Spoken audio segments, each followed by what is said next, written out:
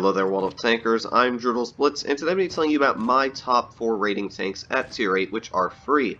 Now, of course, if you have premium tanks, this video might not be applicable for you just because you can run an Object 252, WZ-120. Overpowered premiums are still probably going to do way better than your average tech tree tank, but if you can't afford tech tree tanks, you're a free-to-play player, or you just want to run some tech tree tanks and ratings for fun, I'm going to be telling you my top 4 of them today. Now, of course, this is my opinion. None of these tanks are defined as the best tanks for ratings in tier 8, so keep that in mind that this is just an opinion. So let me know what you guys think in the comments down below.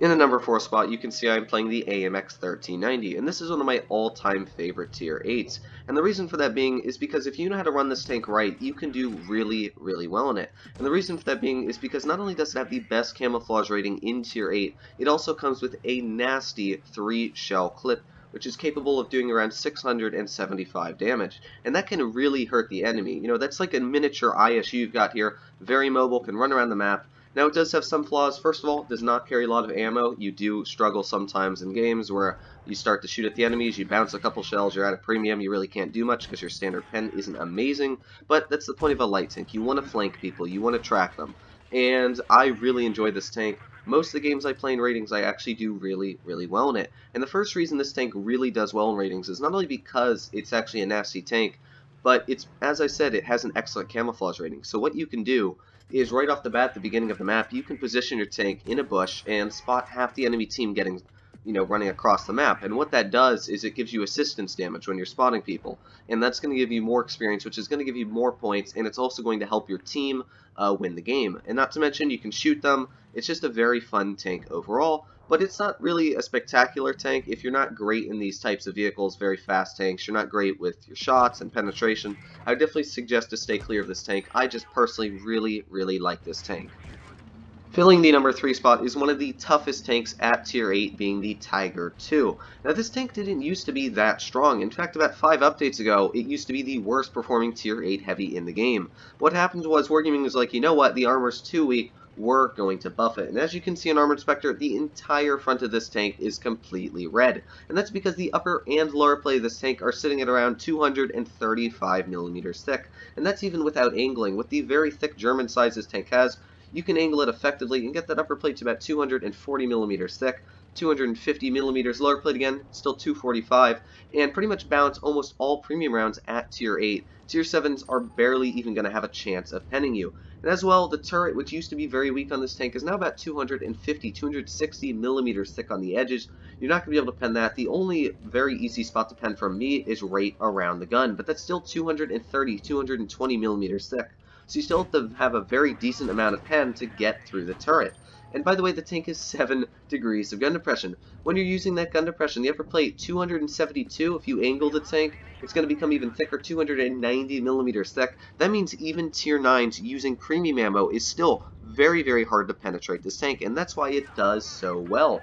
Not to mention, it's not a slow vehicle. It can go at top speed of 38 kilometers per hour, and it has a very good traverse speed of 37.82. So it's very mobile. It can get up to top speed. It can ram people very, very well because it does weigh 70.86 tons. Not to mention, because it is German, it has an excellent gun with an aiming time of 2.08 seconds and dispersion values of 0.308. That's more like medium tank guns at tier 10. So it's a very accurate gun, and it also has excellent penetration with its standard being 225, and if that's not enough, you're going to get premium going up to 285. So the reason this tank is just so strong is because, first of all, you don't need to load premium ammo. And when you don't need to do that, you're not lowering how many credits you're getting, you're not lowering how much damage you're doing, so that's one really good thing.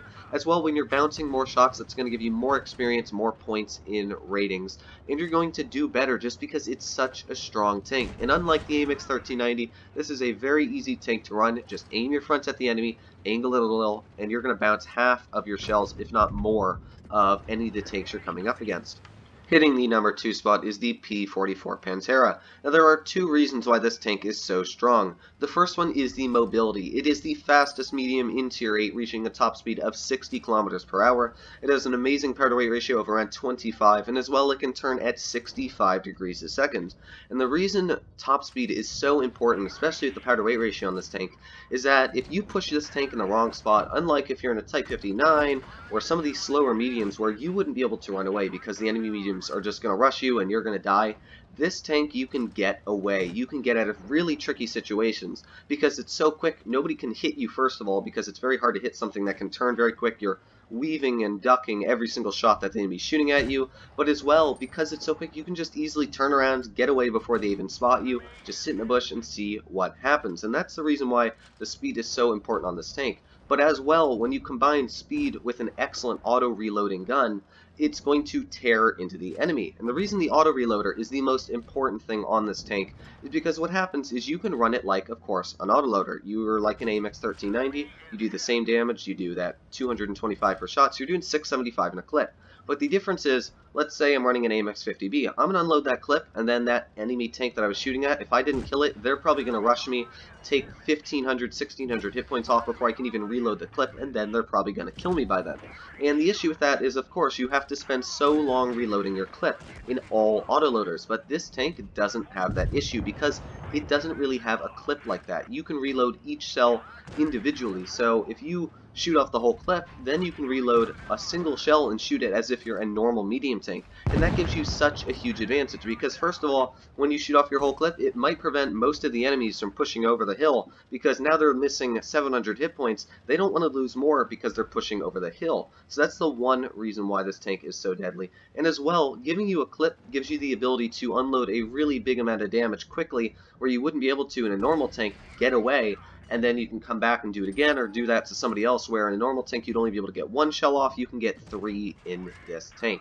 So this is one of the strongest mediums, I'd have to say, at tier 8.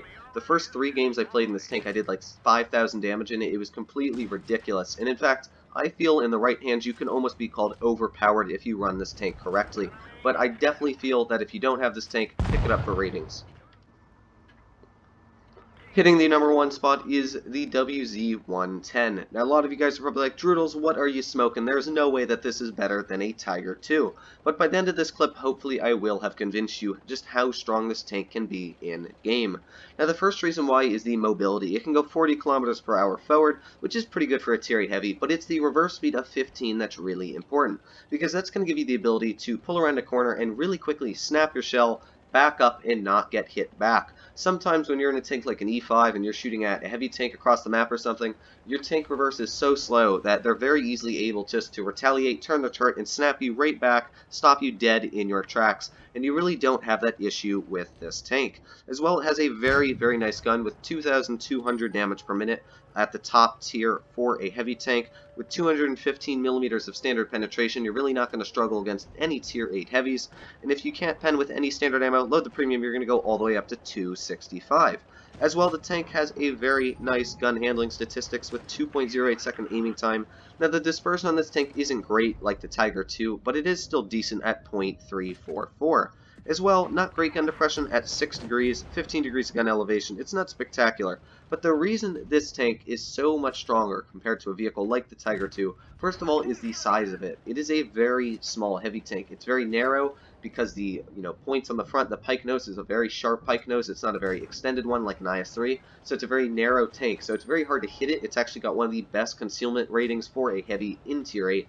And as well, because it does have that pike nose design, but because it's a little bit more wedged, unlike an IS-3, it makes the upper plate on this tank almost like an Object 252. You can see I brought up the armor profile of this tank, and that upper plate is 320 millimeters thick. Now, there is no way you're even penning that with premium ammo from most tier 9 heavy tanks that you're going to be fighting. So it's an extremely thick tank to penetrate. Now, of course, it does have that really weak lower plate, but really all you have to do is hide that lower plate, and you're very easily going to bounce the shells in the upper plate. And the thing about this tank, unlike most pike nose tanks, is an IS-3, the issue with it is that when you turn it like this, it's going to become a very easy penetration. And while this tank is easier to penetrate, that main plate's still 240 millimeters thick. Now, of course, this is weaker over here at only 200 millimeters, but if you can hide it and just peek out your gun at the corner, it's a very hard penetration, where an IS-3 that would only be about 212 millimeters thick. As well, the turret is very, very hard to penetrate. You can see it's 360, 400 millimeters thick. And that's something that's very bad about the Tiger, is that the turret's just not thick enough to bounce shells frontally. Most tier 9s are easily just going to load premium and shoot right through a Tiger II's turret, where this tank you really can't do that. Now, it does have some pretty weak cupolas, but from my experience, it's very hard to hit them. As well, it's got some pretty troll-spaced armor on the side. You can see here that's a very thick bit of spaced armor, and that can bounce quite a bit of shells at a very steep angle, you can see. So you can side scrape in this tank very, very nicely. And overall, I just find it very, very fun, because it's a very small target, it's very hard to hit it, very hard to spot it. It's got a quick firing snappy gun. It's almost like a medium tank, but then it's got that really, really nice armor, so you can bounce shells, you can run across the map, and that's why I really like this tank. The issue with a vehicle like the Tiger II for me is, first of all, it has an awful camo rating, so tank destroyers like an RHM or a WT or any tank destroyer really, and even most medium tanks are easily going to spot you. And then the issue is, once you're spotted, you're such a large target, it's very easy to shoot the side of the tank. This tank, because it's such a small, quick target, it's very easy to get around the map. You're not stuck out in the open. You're not this big, large, cumbersome thing. So that's why I really like the tank. But let me know what you guys think in the comments down below, if you think that my decisions were just completely awful. But I definitely suggest, if you don't have any of these tanks, at least try one of them out for ratings, because you might do really, really well. But other than that, guys, I hope you really did enjoy this video. I hope you learned something new, or if you have this tank, maybe you'll pull it out once again to try it, see how it plays. But other than that, I hope you guys are subscribed. If you're not, make sure to hit that subscribe button down below. If you like this video, make sure to hit that like button. If you didn't like it, you know what to do. Let me know what you guys thought of my decisions. Tell me if you liked any other tanks better than that, if there's any other tier 8 tech tree tanks like the WZ-111 GFT. That one was really high on my list. There's a lot of other tier 8 vehicles that were very high. I just thought that these ones were a little bit on the top. So I hope you guys enjoyed this video, and I'll see you in the next one. Have a great day.